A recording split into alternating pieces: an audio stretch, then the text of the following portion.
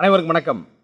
கழக ஒருங்கிணைப்பாளர் ஐயா ஓபிஎஸ் அவர்கள் மே 14 மற்றும் 15ஆம் தேதியில மாவட்ட கழக செயலாளர்கள் மற்றும் தலைமை கழக நிர்வாகிகளுடைய கலந்தாய்வு கூட்டத்தை மாவட்ட வாரியாக தனித்தனியாக அழைத்து நம்மளுடைய அடுத்த கட்ட நகர்வு என்ன, நம்மளுடைய வளர்ச்சி பணிகள் என்ன, 2026 தேர்தலுக்கான வேலைப்பாடுகள் என்ன, இது பற்றிய கருத்துக்களை மாவட்ட கழக செயலாளர்கள் மற்றும் தலைமை கழக நிர்வாகிகளிடத்தில் கேட்டு அறிந்தார்கள். அதற்கு பின்பு செய்தியாளர் சந்திப்பை ஐயா ஓபிஎஸ் அவர்கள் நடத்தினாங்க.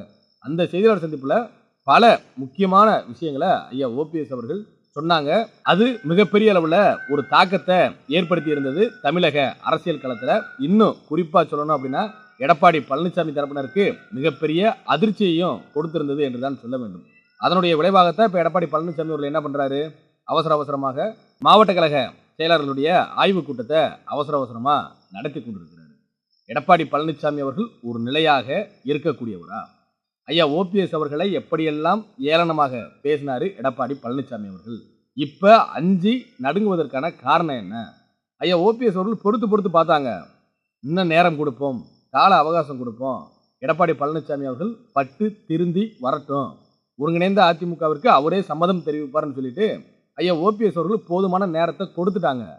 இதற்கு மேலும் எடப்பாடி பழனிசாமி அவர்களுக்கு நேரம் கொடுத்துமேயானால் 2026 அந்த சட்டமன்ற தேர்தலுக்கு பின்பு அனைத்து இந்திய அண்ணா திராவிட முன்னேற்ற கழகம் என்கின்ற ஒரு கட்சியே இல்லாத ஒரு சூழ்நிலையை எடப்பாடி பழனிசாமி அவர்கள் உருவாக்கி விடுவார். அப்ப கழகத்தை காக்க வேண்டிய கடமை நமக்கு இருக்கிறது. அதை தற்பொழுது அதற்குண்டான வேலைகளை செய்ய வேண்டும் என்று ஐயா ஓபிஎஸ் அவர்கள் அந்த செய்தியாளர் சந்திப்புல மாவட்டம் தோறும் தொண்டர்களை சந்திக்கிறேன், கலந்தாய்வு கூட்டத்தை நடத்துறேன், அங்க தொண்டர்களுடைய எண்ணம் என்ன என்பதை கேட்டு தெரிந்து கொள்கிறேன்.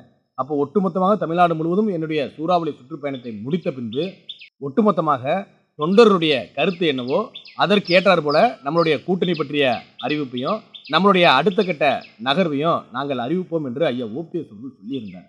இதுதாங்க மிகப்பெரிய அளவில் எடப்பாடி பழனிசாமி தரப்பினத்தில் ஒரு தாக்கத்தை ஏற்படுத்தியிருக்கு.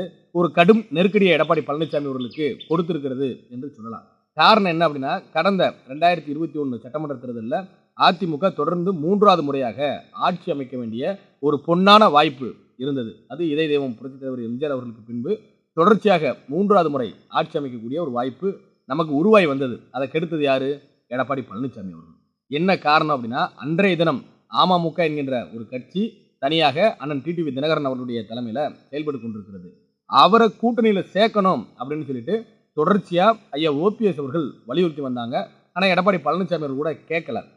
இன்னுமே சொல்ல போனால் அந்த 2021 சட்டமன்ற தேர்தலுக்கு முன்பாக கூட்டணி பற்றிய பேச்சுவார்த்தையின் பொழுது உள்துறை அமைச்சர் அமித்ஷா அவர்கள் கூட இங்கே தமிழகத்திற்கு வந்த பொழுது எடப்பாடி பழனிசாமி அவர்கள்ட்ட வலியுறுத்தியதாக தகவலுமே இருக்கிறது. அப்பயும் கூட எடப்பாடி பழனிசாமி அவர்கள் கேட்கல. அதெல்லாம் டிடிவி தினகரன் அவர்கள் இல்லாமல் நாங்கள் மிகப்பெரிய அளவில் வெற்றியை பெற்றுவோம்னு சொல்லிட்டு கடைசி நேரத்தில் அவசரமாக வன்னியர்களுக்கு 10.5% இடஒதுக்கீடு தர்றேன்னு சொல்லிட்டு அந்த மக்களுக்கு தற்காலிகமாக ஒரு தீர்வு கொடுப்பது போல கொடுத்து தேர்தல் லாபத்திற்காக அவர்களை பயன்படுத்தி தற்பொழுது அந்த வன்னிய சமுதாய மக்களிடத்திலையும் ஒரு எதிர்ப்பை சம்பாதித்து வைத்திருக்கிறார் எடப்பாடி பழனிசாமி அவர்கள். ஆக ஒரே ஒரு நபர் அண்ணன் டிடிவி தினகரன் அவர்கள் மட்டும் தனியாக ஒரு கட்சியை ஆரம்பித்து அதிமுகவினுடைய வெற்றியை ஏறக்குறைய 30 சட்டமன்ற தொகுதியில் வெறும் சொற்ப வாக்குகளில் தோற்கடித்தார் அண்ணன் டிடிவி தினகரன் அவர்கள். இப்போ இருக்கக்கூடிய கள நிலவரம் என்ன? தமிழ்நாடு முழுவதும் அமமுக அவங்களுடைய கட்டமைப்பை பலப்படுத்தி வச்சிருக்கிறாங்க.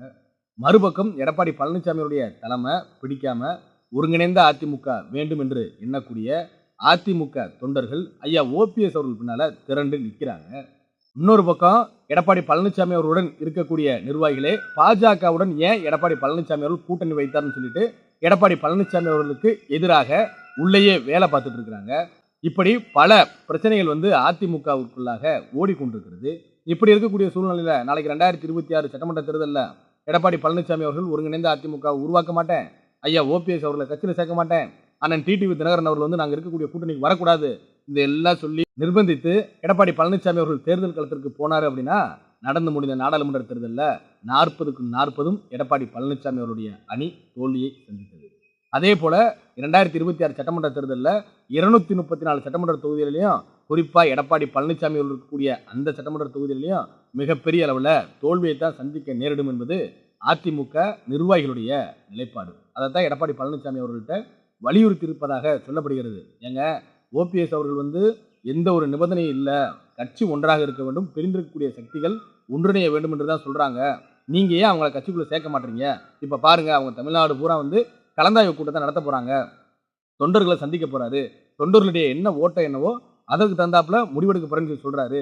இப்போ ஒருவேளை அவரு தனியாக தேர்தலை சந்திக்கக்கூடிய ஒரு சூழ்நிலை வந்துருச்சு அப்படின்னா அதிமுகவினுடைய பெரும்பாலான தொண்டர்கள் ஓபிஎஸ் அவர்கள் பின்னால வந்து போயிருவாங்க. அப்படி இருக்கும் பொழுது நம்ம 2026ல மிகப்பெரிய தோல்வியை சந்திக்கக்கூடிய ஒரு சூழ்நிலை வந்துடும். ஆகையினால ஒருங்கிணைந்த அதிமுகவை உருவாக்குவதற்கான அந்த வேலைப்பாடுகள் நீங்க செஞ்சே தீரணும்னு சொல்லிட்டு எடப்பாடி பழனிசாமி அவர்கள்ட்ட இந்த முன்னாள் அமைச்சர்கள், மாவட்ட கழக செயலர் ஒரு நெருக்கடியை கொடுத்திருப்பதாக சொல்லப்படுகிறது. அதனுடைய விளைவாகத்தான் எடப்பாடி பழனிசாமி அவர்கள் இந்த மாவட்ட கழக செயலர் கூட்டத்தை கூட்டியிருப்பதாகவும் சொல்லப்படுகிறது. இப்போ எடப்பாடி பழனிசாமி அவர்கள்ட்ட நம்ம என்ன கேட்கிறோம் அப்படின்னா, ஐயா ஓபிஎஸ் அவர்களை கட்சியிலிருந்து நீக்குவதற்கு எடப்பாடி பழனிசாமி அவர்கள் சொன்ன விஷயம் என்ன, காரணம் என்ன? ஐயா ஓபிஎஸ் அவர்கள் வந்து பாஜக கூட்டணி வந்து நம்ம கூட இருக்கணும்னு சொல்றாரு. இவர் நம்ம அதிமுகவில் இருந்துட்டு இவர் ஏன் பாஜக கூட்டணிக்கு வந்து இவ்வளவு முக்கியத்துவம் தர்றாரு? என்னால் வந்து தனியாக வந்து முடிவெடுக்க முடியல, இரட்டை தலைமையாக இருக்கிறதுனால ஓபிஎஸ் அவர்கள் பாஜக கூட்டணி வேணும்ன்றாரு, நான் பாஜக கூட்டணி வேணாம்னு சொல்றேன், ஆகையினால ஒற்றை தலைமையாக வர வேண்டும் என்று சொல்லி தான் எடப்பாடி பழனிசாமி அவர்கள் போலி பொதுக்குழுவை கூட்டி பல அராஜகங்களை செஞ்சு கழக ஒருங்கிணைப்பாளர் ஐயா ஓபிஎஸ் அவர்கள் மீது தாக்குதல் நடத்தி, ஐயா ஓபிஎஸ் அவர்கள் அந்த பொதுக்குழுவுக்கு வந்த வாகனத்தின் மீது தாக்குதல் நடத்தி, பொதுக்குழு உறுப்பினர்களை தாண்டி ஒரு 2000-3000 அடியாட்களை உள்ள கூட்டிட்டு வந்து தனக்கு மகுடம் சூட்ட வேண்டும் என்பதற்காக பல சூழ்ச்சிகளை செஞ்சாரு, பல அராஜகங்களை செஞ்சாரு எடப்பாடி பழனிசாமி அவர்கள். இன்னைக்கு எடப்பாடி பழனிசாமி அவர்கள் வந்து யாரோட கூட்டணி வச்சிருக்காரு? பாஜகவோட கூட்டணி வச்சிருக்காரு. ஏன் கூட்டணி வைக்கிறீங்க?